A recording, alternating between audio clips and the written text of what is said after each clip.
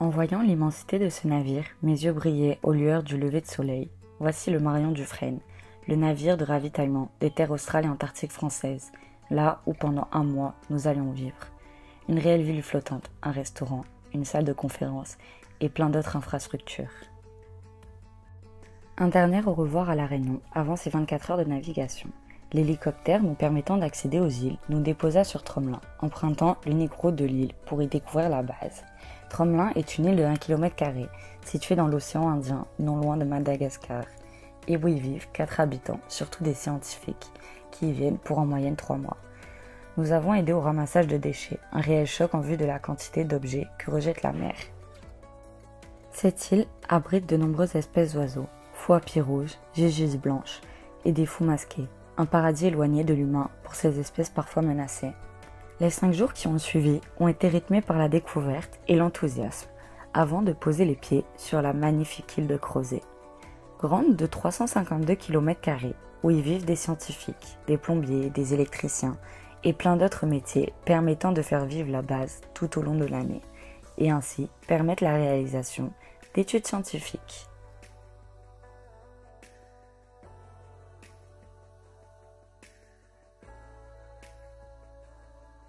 La base comporte plusieurs bâtiments, dont une salle de sport, un cinéma ou encore une bibliothèque.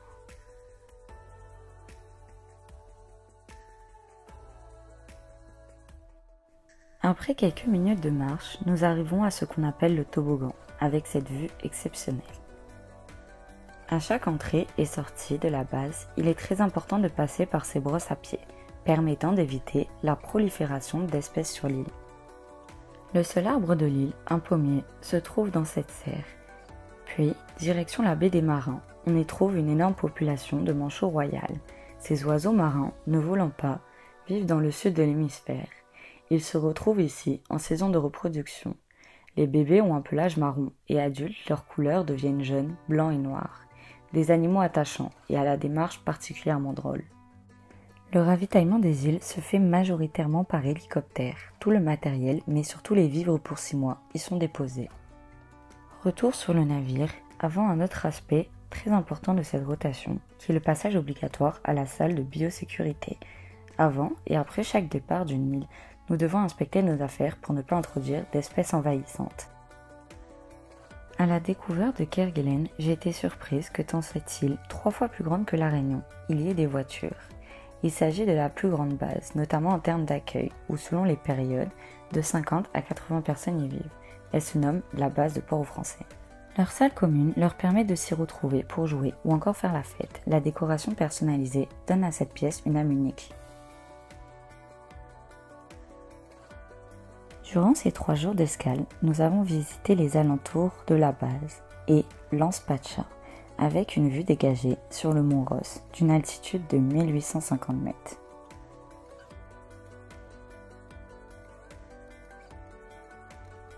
Les éléphants de mer se trouvent directement sur la base et cohabitent avec d'autres espèces. Ces animaux peuvent peser jusqu'à 5 tonnes pour les mâles. Voir ces animaux dans cet environnement, loin de l'activité humaine, nous a procuré des fortes émotions, et cette cohabitation avec les habitants de l'île rend d'autant plus cet endroit spécial. Ce qui est certain, c'est que quand ils se battent, ça ne rigole pas. À la suite de ce magnifique coucher de soleil, a lieu la séance philatélie, une tradition où on se rejoint et tamponne les lettres de nos proches. Après plusieurs jours passés sur le bateau, nous avons pu découvrir l'île d'Amsterdam. Un arrêt pour en apprendre davantage sur l'éradication des rats introduits involontairement il y a quelques années et qui à présent ne représente plus aucun danger pour la faune et la flore locale. La base de Martin de Viviès, remise en état suite à l'incendie survenu en janvier, a pu être ravitaillée en nourriture pour y accueillir de nouveau du personnel, une tâche où tout le monde y participe avec le sourire. L'île d'Amsterdam, d'une superficie de 56,6 km², accueillera cette année exceptionnellement 14 personnes qui auront pour mission de restaurer les infrastructures de l'île, afin d'accueillir les scientifiques qui à leur tour devront constater les impacts de cette catastrophe sur la faune et la flore. Cet appareil permet de recueillir des données précieuses sur l'air le plus pur au monde et sur la sismicité. Une randonnée riche en émotions, entre émerveillement et peur de ces otaries qui s'avèrent aussi adorables que dangereuses, notamment les femelles. Ces animaux marins ont une peau autrefois très convoitée pour leur fourrure épaisse et isolante. Les bébés tout noirs sont nombreux en cette période. L'arbre endémique de l'île s'appelle le filica. Il est résistant à des conditions météo extrêmes. Nous repartons le cœur lourd, sachant que c'était notre dernière escale à terre. Nous avons profité de notre dernier tour en hélicoptère. Un réveil de rêve aux couleurs du soleil orangé, illuminant l'île de Saint-Paul, où il est strictement interdit d'y aller, à moins d'avoir une autorisation exceptionnelle délivrée aux scientifiques. L'espace marin autour est également classé au niveau le plus élevé de la protection de l'environnement. Hormis tout ce que nous avons découvert et appris durant cette rotation, c'est avant tout une aventure humaine.